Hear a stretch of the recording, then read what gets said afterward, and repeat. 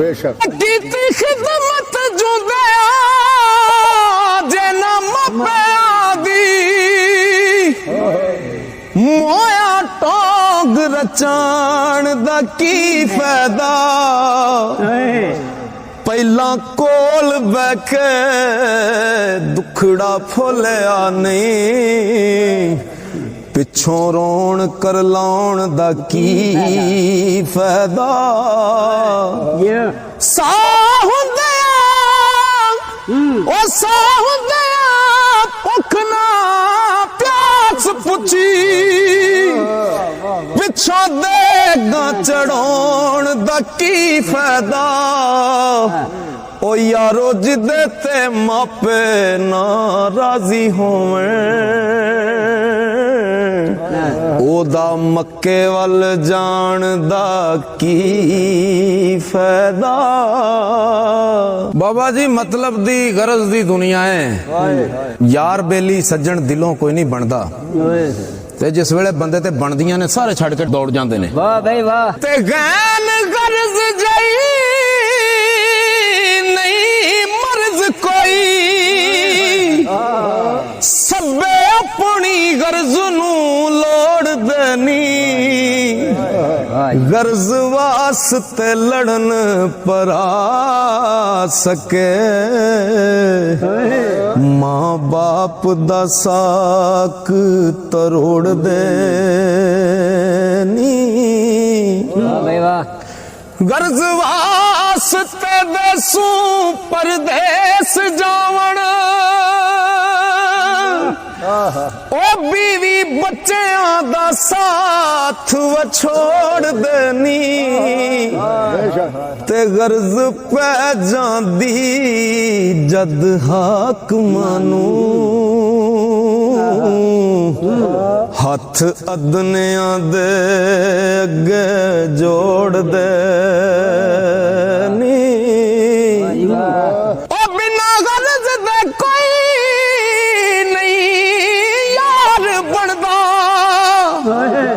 गर्ज पवे ते सारे ही बोड़ देनी ओ कालीदास कंगाल दे करन तरले जेड़े आदमी लख करोड़ देनी कालीदास कंगाल दे करन तरले जेड़े आदमी लख करोड़ देनी ओ जिन्नू सारी उम्र सज्जन बनाए बंदा यार बनाए ते ओनू जूंदिया ना मिले ते फिर ओदे जनाजे ते जाए उस वेले ओदी की पुकार हुंदी है ओ कहंदा मरन वाले दी की पुकार है ओ कहंदा कि सैक सैक के जिन्ना नू मर गया मैं अज सदरां वारन ते आ गए ने ਉਹ ਜੂੰਦਿਆਂ ਤਾਨੇ ਦਿੰਦੇ ਹੁਣ ਇਹਦੇ ਲੀੜੇ ਇੰਜਦੇ ਨੇ ਉਹ ਲੀੜੇ ਪਾਟੇ ਨੇ ਉਹਦੇ ਕੱਪੜੇ ਪਾਟੇ ਨੇ ਜੁੱਤੀ ਟੁੱਟੀ ਉਹਦੇ ਪੈਰੀਂ ਤੇ ਜੂੰਦਿਆਂ ਉਹਨੂੰ ਇਹ ਤਾਣੇ ਮਿਹਣੇ ਦਿੰਦੇ ਸਨ ਤੇ ਜਿਸ ਵੇਲੇ ਟੁਰ ਗਿਆ ਉਹ ਲੀਰਾਂ ਪਾਟੀਆਂ ਵੇਖ ਕੇ ਹੱਸਦੇ ਸਨ ਅੱਜ ਕਫਨ ਸੰਵਾਰਨ ਤੇ ਆ ਗਏ ਨੇ ਤੇ ਮੁਸੀਬਤ ਵੇਲੇ ਲਾਗੇ ਨਹੀਂ ਲੱਗੇ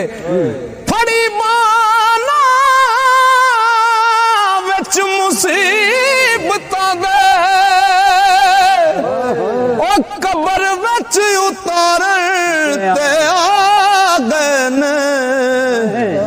जिन्ना फुल्लां नू सैक सरदार मोया ओ कबर उत्ते खलारन ते आ गए ने ते जिन्ना वास्ते बड़े दुख सुख दुख तंगी वेखी नहीं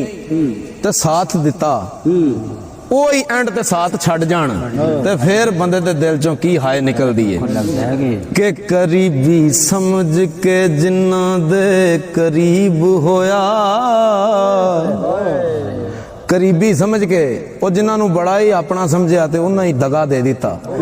करीबी समझ के जिन्ना दे करीब होया जड़ा मेरियां ओ खेड़ दे रहे वफादारी वाली रस्सी प्यार वाली ओ मैं वटदा रहा उधेड़ दे रे वफादारी वाली है रस्सी प्यार वाली मैं वटदा रहा उधेड़ दे रे जज़ीवार ना दाग परीत लगे मैं तो दारिया लवेड़ दे रे टिंडा सखनिया वेख कसूर मंदा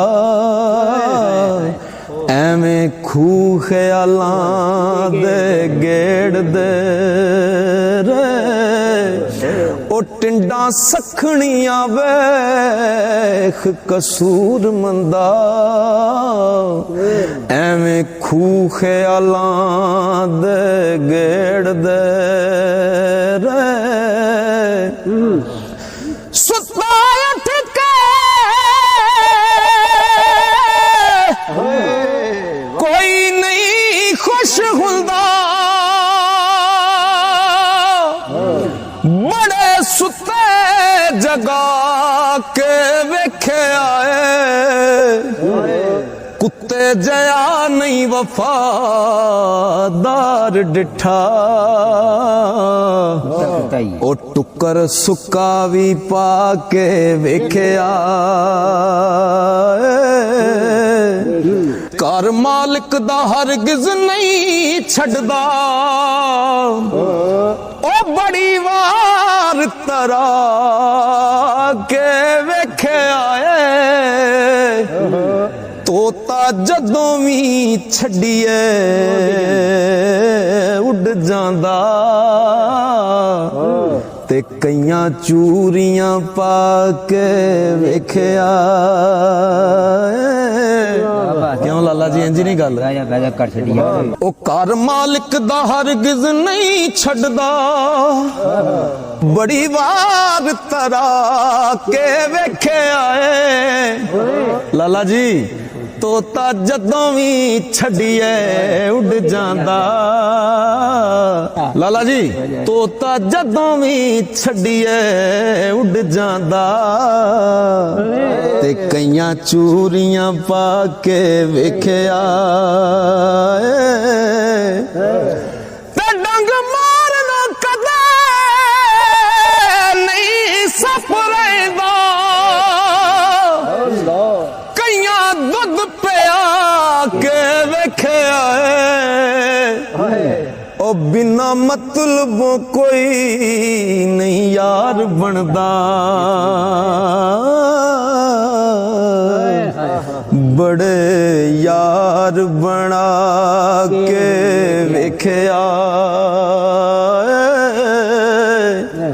के वाह वाह करके सारे टुर जांदे बड़े शेर सुना के वेखिया पर मजा नहीं अल्लाह वाली तार जया ओ बड़े वाजे वजा के वेखिया मस्जिद आखदे ने कर रब दा है बड़ी वार मैं जाके वेखिया मैनू किसे नहीं आख्या बैजा बड़े मथे कसा के वेखिया तो किसे पूछया कि बाबा जी रब मस्जिद रब दा घर नहीं तो रब दा घर केड़ा है तो सरकार लिखते ने कर रब दा मोमन दा कल्ब हुंदा ਚਾਤੀ ਜਿੰਨੇ ਵੀ ਪਾ ਕੇ ਵੇਖਿਆ ਏ ਜੱਗ ਛੱਡਣਾ ਓੜਕ